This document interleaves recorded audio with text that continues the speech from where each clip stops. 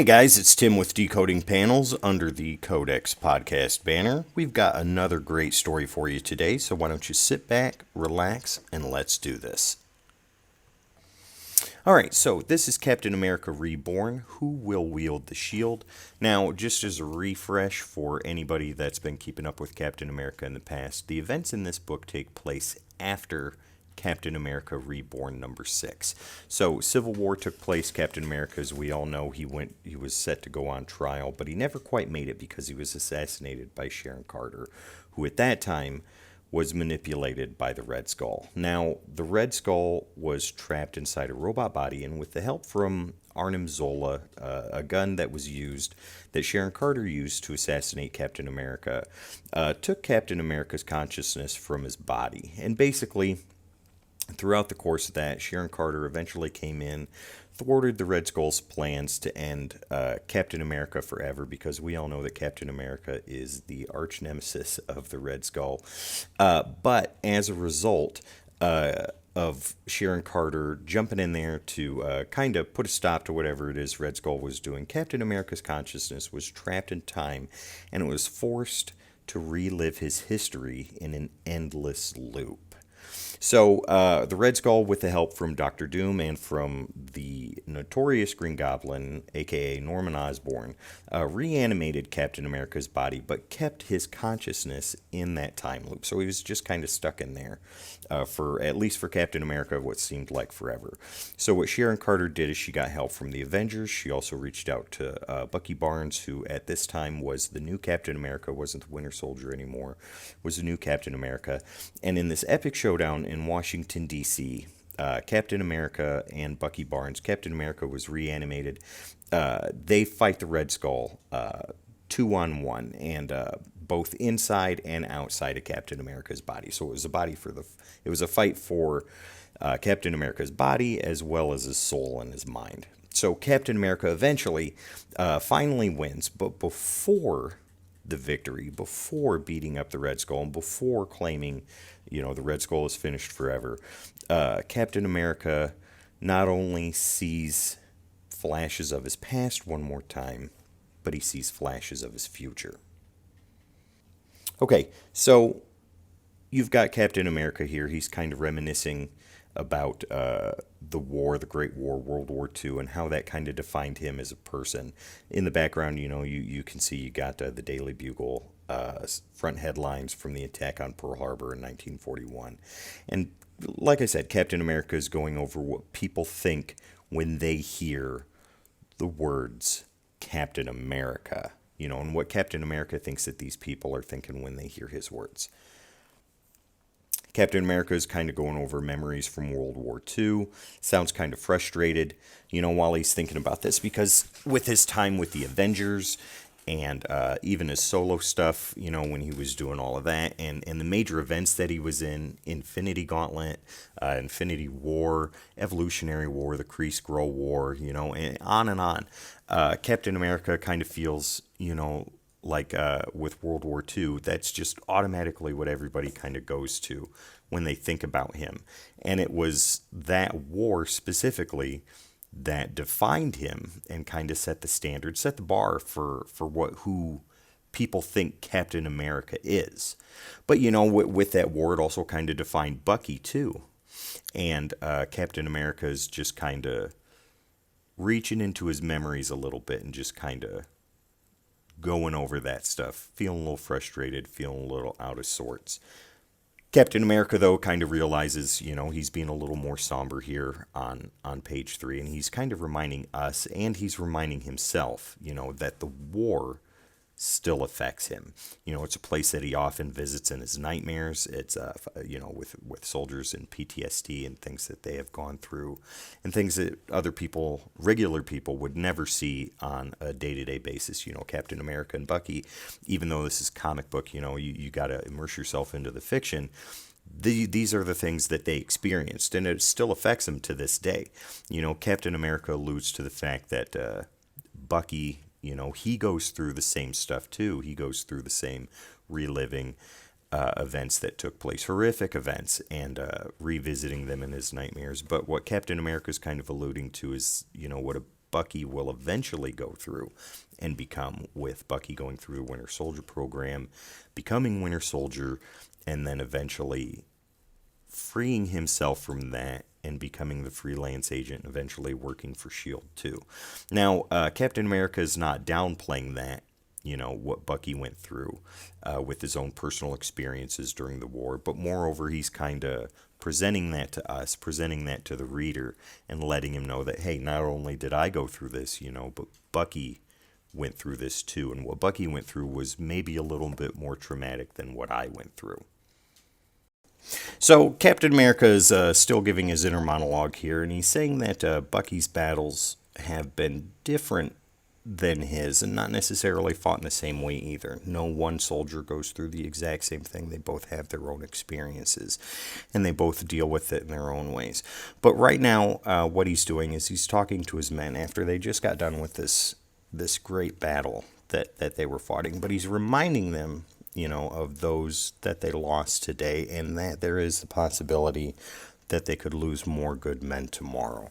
That's something that they all have to face. They all have to understand that just because you made it through one day does not necessarily mean that you're going to make it through tomorrow, but you're going to do the best you can, and you're going to fight hard, and you're going to fight for your country. Now, in a fashion only Captain America could do, what he's doing right now is he's motivating his men. He's reminding them of exactly why they are here, and that is the attack on Pearl Harbor, the soldiers that they lost there, the ongoing fight in the European front, and that the survival of the free world really depends upon them. There's no backing down, there's no retreat, that they will win. So now you've got the backdrop of Cap and Bucky in their tent. Rain's going on in the background. It's the end of the night, and they're just kind of relaxing, getting the weight of that day's events off of their shoulders. But Bucky is still kind of in awe and really can't believe how Cap can just constantly do what he does, and that's inspiring his men after what they all just went through. And Captain America is kind of explaining to him why. Steve Rogers, he's kind of explaining to him. He's like, I'm supposed to be the first of an army of soldiers, that we're supposed to be just like him, and that is something that he absolutely has to live up to. There's expectations from how others see him, and even how Captain America sees himself and sees how he thinks he should be. Obviously, he's a symbol, and with that comes an inspiration in and of itself, both to the citizens of the United States and to the soldiers that he fights alongside.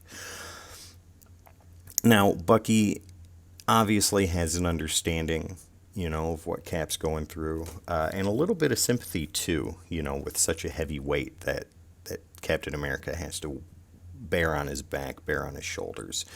And Bucky believes in Cap, obviously, that's somebody that he really, really looks up to and aspires to be like. And he knows that Captain America is strong enough. And Cap says, that he has to be. There's no other choice. He has to be this strong. He has to be this inspiration and this motivation for the men that he fights with. Okay, so now we're switching to Brooklyn, New York in the present day. It is a snowy winter night, and we're in some sort of a training room that Bucky is in. And right there with him is Natasha Romanoff. We all know her as Black Widow. And what she's doing is she's asking him just exactly what he is doing right now. But Bucky, he has his mind on other things, what with Steve Rogers being back, and what Bucky feels is, only the right thing to do, returning the shield to him, getting Steve back into the role of Captain America. And he's kind of distracting himself with possible new outfit changes and stuff like that. And Natasha obviously seems a little bit irritated by this, but Bucky is telling her exactly how he feels. He was just fill-in, it was just temporary. He knew that wasn't going to last forever. But Natasha counteracts that with reminding him that he was just as good a Captain America as Steve was himself. But, Bucky knows, obviously, that there's only one Captain America, and he is not it. Steve is the only one. He tells her that Steve is in a whole other league, and he knows that he is not even close to comparing himself to that. Bucky is continuing on. He's letting Natasha know that the job of Captain America was created specifically for Steve. He was created for it. That's the whole point. Steve went through the process. Luke Cage, on the other hand, he's letting Natasha know that Bucky isn't wrong, but Natasha is having absolutely none of that. She doesn't want Bucky to discount what he did while he was Captain America. He doesn't want him to give it all up. But Bucky counters that he never really wanted the shield in the first place. He just didn't want anyone else to have it. And I think that kind of alludes to in the Punisher War Journal series that was going on during Civil War, when Frank Castle kind of took over the mantle himself. And he and Bucky had kind of a confrontation about that. And if you guys remember reading that small series of issues, I think it was like 2 or 3, or maybe even a single issue, where they kind of had a confrontation about it. And Frank's got his own reasons for doing what he did, why he took on sort of a mantle of Captain America. But Bucky kind of reminded him of exactly why Bucky was Captain America and what Steve stood for, and that Frank wasn't it. But to get back to this, Natasha kind of comes back, letting him know her feelings. It doesn't change the fact that he was good at it, that it actually meant something. Natasha still isn't letting it go. She's really kind of pestering him right now. Why can't both of them be Captain America? Why can't Steve and Bucky be Captain America together? Luke kind of quips in, he's saying, that they both absolutely could be Captain America together, and Bucky could be Captain America Jr. Natasha seems way less than impressed by that, and kind of tells Luke, he's not helping at all. Luke shrugs his shoulders, he's just kidding around and stuff like that. But Natasha goes on to say that there were 2 Iron Mans at one point in time. Why couldn't there be 2 Captain Americas? Bucky kind of puts an end to the whole thing, the whole conversation, where he just says, it just is. This is how it is. This is how it's going to be. There's only one Captain America, and he is not it, and that it's Steve Rogers. Okay, so we're going to switch over to Steve and Sharon Carter now, and she's kind of concerned. She's asking Steve if he's even slept in the past few days, to which Steve kind of goes into, even though he may have slept a little bit, he just can't. He's a soldier, he needs routine, and he's kind of keeping himself busy, getting back into training with Bucky, getting back into the swing of things, getting in shape again. But Sharon reminds him that even he needs sleep sometimes. Super soldier cannot go on forever. Steve absolutely agrees with that, but after all that he's been through, stuck in the time loop and reliving his life over and over and over again, he's worried that if he does go to sleep, that if he does give himself some time to rest, that he just might skip away again. And that's something that he just does not want to relive. He does not want to go through. Okay, so Sharon, she's sympathetic to what he went through. Steve says that it was absolutely a nightmare. It's something that he thought he'd never wake up from, and it just kind of went on and on and on. And, with something like that, Steve even says, that he lost his mind a few times, that he absolutely went crazy. But Sharon reassures him, just kind of lets him know, listen, Steve, listen, you're not going to go anywhere. I've got you. We're in this together. I'm never going to leave you. Okay, so it's the next day. Natasha is coming in with the shield, the Captain America shield. She's asking if he's had any luck in a redesign of a new suit that he was talking about just before. Bucky goes on to say that he's never really had much of a hand in designing any sort of suit that he's worn. What with the Army giving him the first suit that he wore back in World War II, and then when he was taken by the Russians with mind control and all that stuff, the Russians gave him the second suit. Now, Black Widow thinks that he has had some input in the current suit that he's wearing, but Bucky denies that. He says that it's more of a modified old design of the Wasps, that he and Tony Stark had worked on before. Now, I didn't know that. I thought that that was something that he had created himself, but, from what Bucky's saying here, that's not the case, that him and Tony Stark had worked on an old Wasp redesign. Now, Black Widow, being kind of playful, as she always is trying to get Bucky to go back out one last time with the shield, kind of giving him the incentive that some sort of breakout has happened at the raft. Now, you can tell that Bucky kind of thinks about that for a moment before finally agreeing to it, but he does have to kind of point out that he hopes that the fake Avengers, whatever new team is running around calling themselves the Avengers at that time, haven't gotten in there and already taken care of things, so to speak. Okay, so we cut back to Steve and Sharon. They've spent the night together, but Steve is just too restless. He cannot sit still. He can't lay still. And he just has to get out. He has to go outside, kind of move around a little bit. His mind is too full of questions, and too full of reliving his past, staying in that continuous time loop from when the Red Skull had that done to him before, and seeing glimpses of his future. So he puts on the suit and heads outside. Just can't handle being inside anymore. Just can't handle being still. Cap's kind of thinking to himself, saying how the Red Skull couldn't have thought of a better way to torture him, making him relive so many of the good days as well as so many of the terrible days that he had to go through while he was in the war and through the rest of his life up until the present day.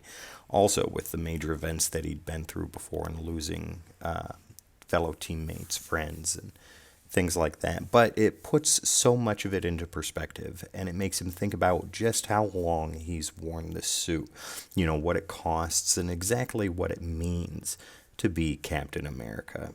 And Steve sees Bucky and Natasha kind of taking off, heading off on the motorcycle, going to check out the breakout at the raft. And he also realizes that it's not just him either. Bucky also knows the cost, and he also knows what it means to be Captain America.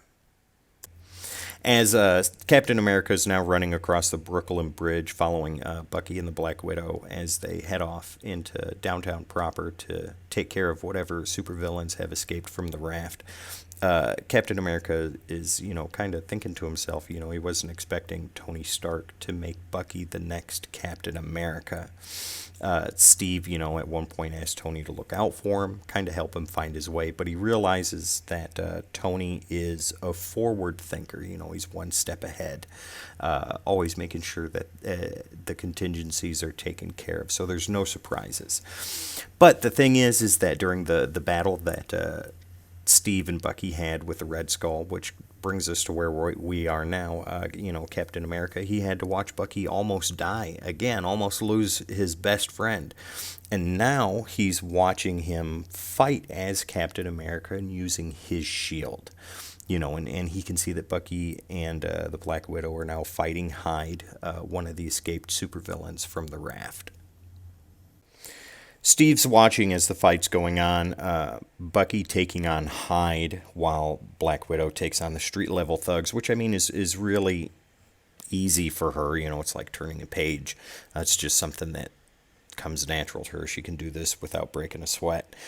Steve's going on to talk about how just how wild it is to watch this, to witness this.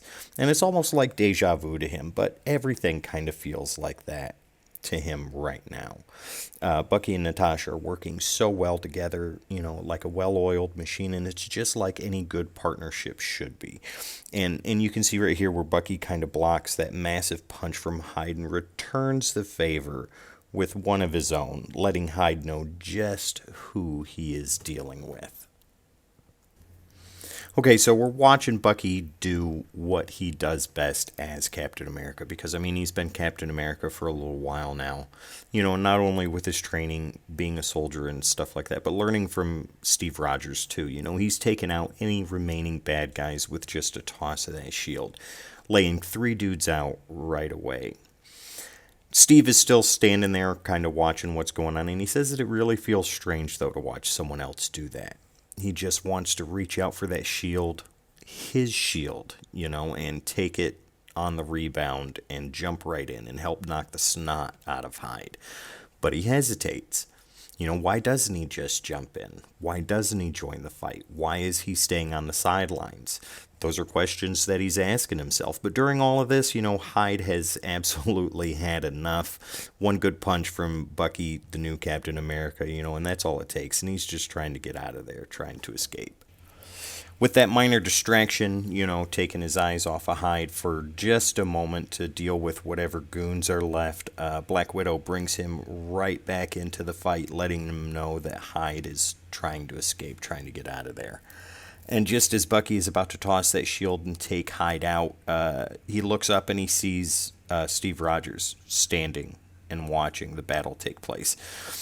He does the only thing that really anybody would do at that time, and he tosses that shield right to the one, the only, the true Captain America. And faster than Quicksilver can move, that shield is right back in Steve's hands. And Captain America now, Steve Rogers obviously, leaps off of the building, heading down towards Hyde. Hyde knows he's done for at this point, and Captain America just smashes right into him, probably with the hardest hit Hyde has felt in some time. Bucky is ecstatic. Just watching Captain America in action again, it has to be something that puts Bucky in a state of awe. I mean, watching him back in World War II during the course of when Winter Soldier came back into action and things like that, Bucky is just awestruck. Always has been, always will be. Cap kind of downplays that, saying it was a lucky shot, but still, he has to admit that it was fun to get back into action again. Felt good. Steve tries to give the shield back to Bucky, but Bucky denies that. Bucky just says, hey, this was one last time out. The shield really belongs to you. And you can tell Steve is kind of thinking about things when he tells Bucky that they really need to go somewhere and have a conversation. Natasha kind of butts in and agrees to that, saying that they really need to get out of there before Hammer comes along and they get arrested too. Underneath the Brooklyn Bridge, we can see that Steve and Bucky are just kind of walking along the shore. And it's just really awesome to me to see the two of these guys together again. The old guard and the new. Both of them doing the same thing with the same kind of passion. But Steve, he's reaching out to Bucky and he tells him that he needs to keep the shield. That he needs to keep up the mantle of Captain America. Bucky straight out denies that. It's ridiculous. Both of them cannot be Captain America at the same time. And Cap agrees with that. Steve agrees. But Bucky's a little bit confused. What's he saying? Is he quitting? Is he giving up the mantle? Does he not want to be Captain America anymore? And with the skyline of New York City in the foreground, Steve says no. That's not what he's saying at all. Steve's reminding Bucky, of what he went through during that time loop thing that he went through with the Red Skull, reliving his past over and over. And he says he's not quite sure that he's ready to take on the mantle of Captain America again, wielding the shield, putting the mask back on. But Bucky here's getting a little bit irritated. He saw Cap back in action. He saw how quick Steve got back into the game, how quick he got back into the fight. But Steve puts it back on him, saying, he saw Bucky fight too. And the whole image of Captain America means something different to Bucky now. The mask and the shield. Bucky never wanted any of this, though. And he tells Steve that, he never did want any part of this. He never wanted to be Captain America, and Steve retorts and he says the same thing. He says, neither did I, but both of them are soldiers. They're just soldiers. They're soldiers at heart and they're doing what needs to be done. Bucky denies taking the shield again, and Steve kind of puts it on to him. He asks him, he says, hey, do it for me. What do you say? We're back in Steve's apartment now. He's getting out of the outfit. The Captain America suit, and he's talking to Sharon Carter. And we really can't tell if she is either awake or asleep at this point in time. But Steve's talking to her, letting her know, there were just some things that he wasn't able to relay to Bucky. Were some things that he wasn't able to exactly tell him. Things Cap went through, reliving his past and seeing the future. And he says that Bucky really needs to keep being Captain America, because if he doesn't continue to wear the uniform, if he doesn't continue to take on the mantle, Steve thinks that Bucky could die, and that's something that he absolutely can't live with, even if it means sacrificing a future he wants. And whether he's alluding to continuing to be Captain America or a future with Sharon Carter at this point, we're not exactly sure. Switch over to Washington, D.C. On a different day. We're at the White House, and Steve is sitting there patiently waiting for his time to speak with the president when an aide comes out and lets him know that the president will see him now. As he's walking in, we got some really shifty-looking dudes. I guess they're from the Secret Service. We don't exactly know. But they're looking pretty shifty, as Steve is brought into the Oval Office and announced. Steve salutes. Looks like Obama is the current sitting president at this time. And I think that's accurate as far as what was going on during Civil War and the aftermath and things like that.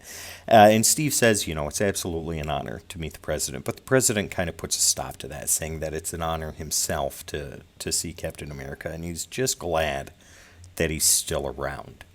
Now, what they're doing here is they're kind of talking about general stuff, like the hotline, the red phone there that Franklin Roosevelt put in, having it ringing, talking about the little things and things like that, before the president kind of brings it back in and lets Steve know that Norman Osborn, as per Steve's request, does not know about this visit yet, but he will soon whenever the meeting is processed and put into paperwork.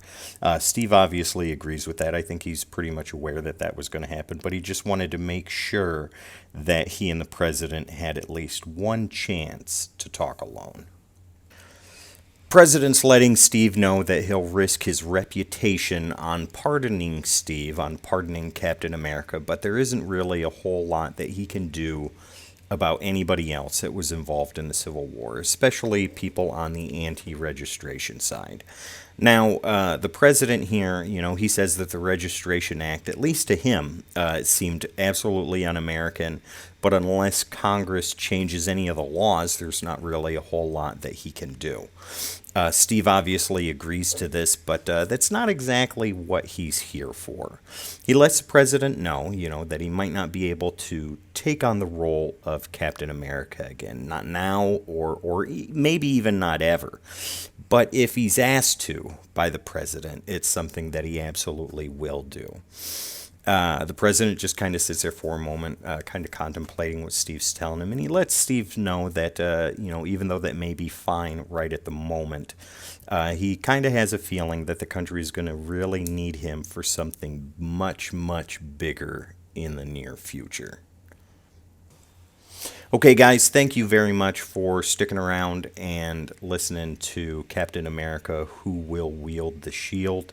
If you like what you saw and you like what you heard, don't forget to hit that like button, share this, and go ahead and subscribe to, and hit the notification bell so that way you can get reminded of when new episodes of Decoding Panels comes out.